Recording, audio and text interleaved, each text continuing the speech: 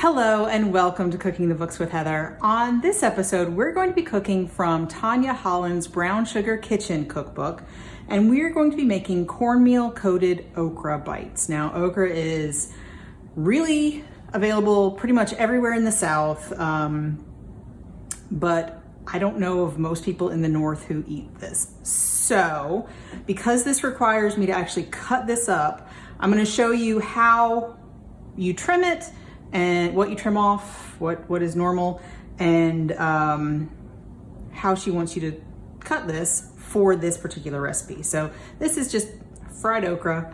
It's very similar to most fried okra recipes in my experience.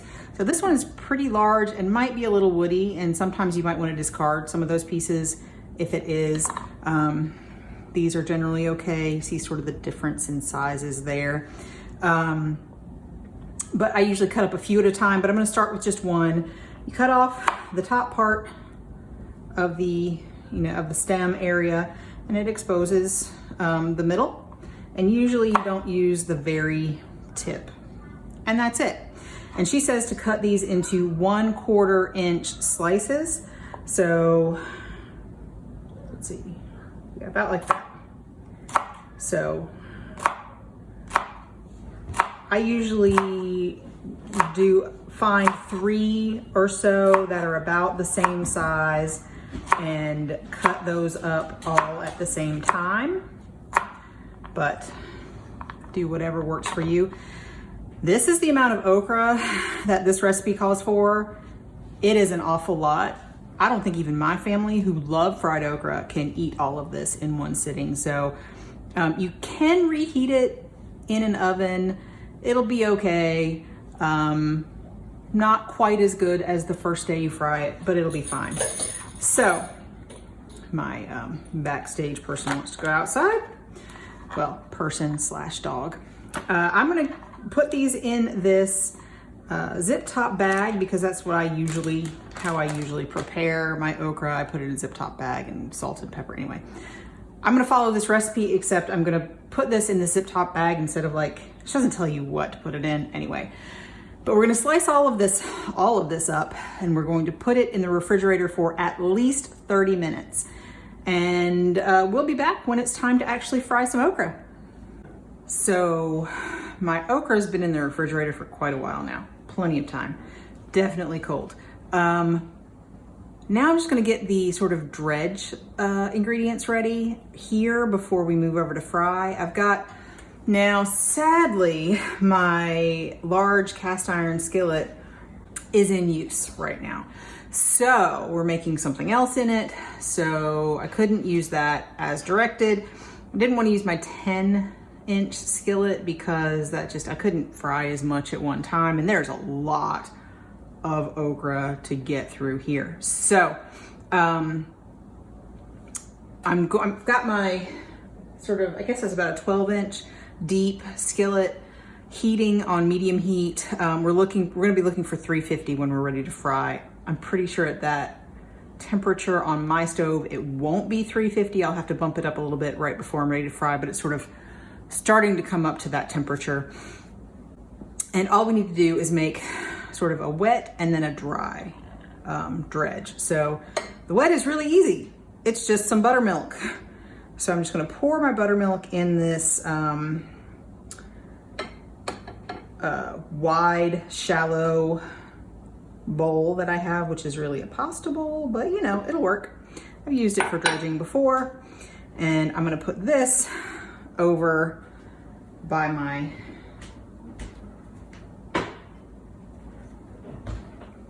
pan, and then we're gonna put in, make our wet ingredients. Our dry part of our dredge, which is, where the cornmeal comes in. So I'm going to add quite a bit of cornmeal here.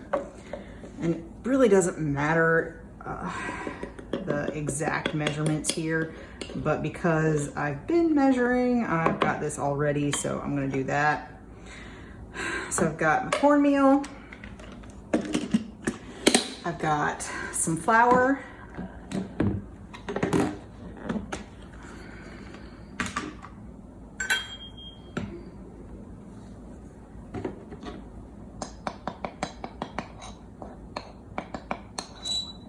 There we go. And then into this, we're going to add some seasoning. This is more unusual from my experience, but she adds some of her Creole spice mix, which we have made. I think for the shrimp and grits, I'll link whatever recipe we made this in up here so you can find it. But we had some left over, and so I didn't have to make it this time, thankfully. So we're adding quite a bit of this Creole spice mix here. I don't remember if there was salt in it, but in the end, we're gonna salt the final product before we serve it. So, and then we're just gonna mix this up. I like to mix it with a fork, or if you have a small whisk or something, you can do that. I'm not using a whisk because I'm sure I would get my dry ingredients all over my countertop, because that's what I do.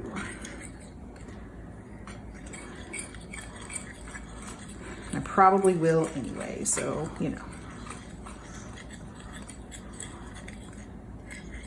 So there we go. We have a Creole spice mix cornmeal blend for our okra bites. All right, we're ready to put it together. We're gonna move over to the stove. I've got my chilled okra out of the refrigerator. And my goodness, this is more okra than I usually cook at once. I had to clean my knife sort of in the middle because it gets all of the sort of slimy stuff that's on the okra, which when it's done, it will not be slimy, don't worry. But it gets on your knife and on your cutting board, and I had to clean that off in the middle, and I've never had to do that, I don't think, while I've cut okra for my family.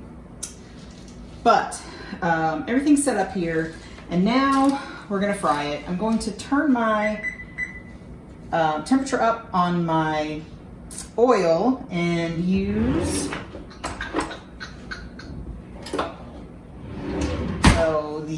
I have an infrared thermometer here that will sort of tell me what my temperature is doing, and yeah, it's nowhere near, it's not even 200 yet. So we're gonna bump it up to medium high, but that's gonna be too high in the end. It's kind of a balancing game right now, but we'll get it. If you don't have an infrared thermometer, you can use the probe as well. There are candy thermometers, I think, or they're usually used for candy, that you can use to measure the oil temperature. There are oil temperature thermometers. Do what you can. You can kind of tell by the look, but usually when you put a piece of your food in it and it immediately sort of starts bubbling around it, that's when it's done.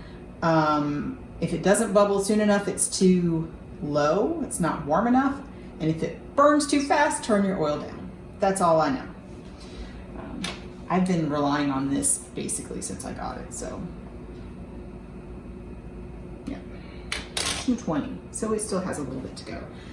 But I'm gonna get my first batch coated. So she says basically put a handful in your buttermilk.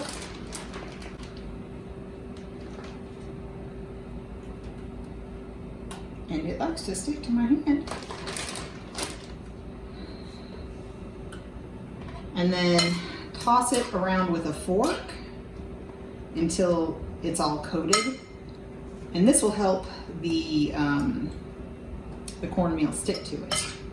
Now, using a slotted spoon, we're supposed to take this out and try to let as much as possible drip out so we don't get our wet mixture or dry mixture too wet.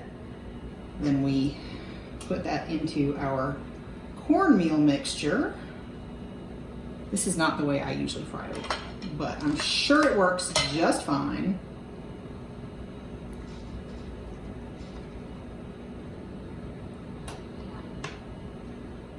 I'm gonna go ahead and just put all of this in there.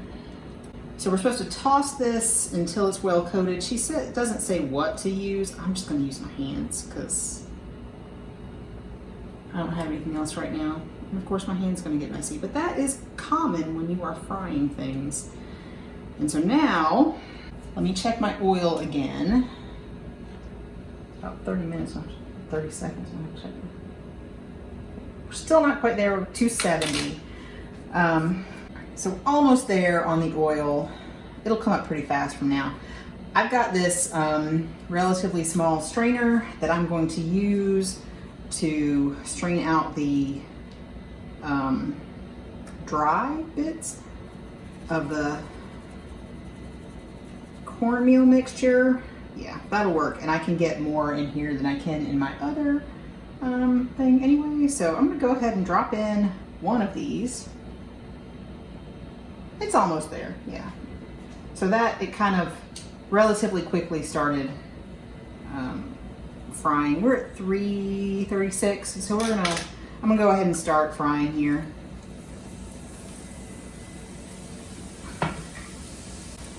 These are frying pretty quickly. Now, I'm supposed to have 2 inches of oil in here, and I did not do that. Because I don't keep a whole lot of oil, and that is a lot of oil in this pan, so yeah, it's fine.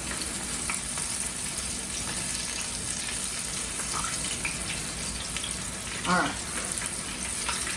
This is going slower than I would like. I'm gonna turn it down now because I think we're good. Oh. Yeah, this is gonna be a huge mess. I'm gonna use this to scoop them out. They're frying pretty quickly, getting brown pretty quickly. I'm gonna check my oil temperature. Yeah, it's staying about 325, 330. It'll come up a little bit more at this heat, I'm sure of it. Still coming up. I'm not gonna do any more right now for this batch, but I think I'm gonna do a slightly larger batch next time. And as these brown, my oven is supposed to be heated to 250 degrees. It was much higher because of something else I was cooking. But as they get about this brown, I'm going to take them out and put them on this sheet pan that I have lined with paper towels and put a rack on. And we're going to put these in. I have my warming drawer set to keep these warm until we're ready to serve them. And when they are all done, before we serve them, we're going to salt and pepper them just sort of on this sheet. And that will be it for our fried cornmeal-coated okra bites. So basically fried okra. So I'm going to be frying these in batches for a little while, but we'll show you what it looks like when they're all done.